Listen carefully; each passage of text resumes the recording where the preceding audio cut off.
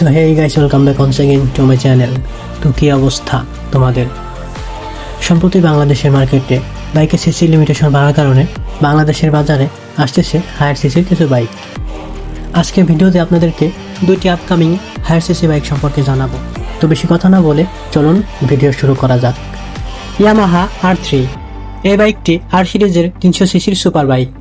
Yamaha R3 বাইকে ব্যবহার করা হয়েছে 321 সিসির ইঞ্জিন।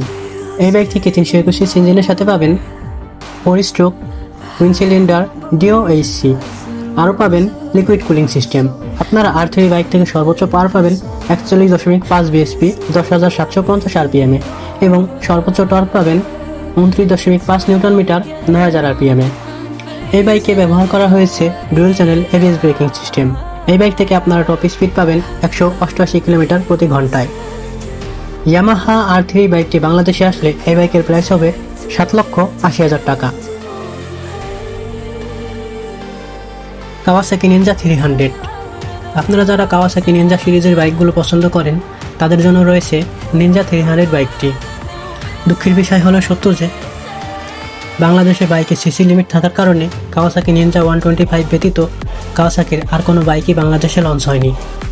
এখন সিসি লিমিট বৃদ্ধি পাওয়ায় খুব দ্রুতই বাংলাদেশে কাওয়াসাকির নিম্ন সিসির বাইকগুলো লঞ্চ হবে। কাওয়াসাকি নিনজা 300 বাইকে ব্যবহার করা হয়েছে 296 সিসির প্যারালাল টুইন ইঞ্জিন।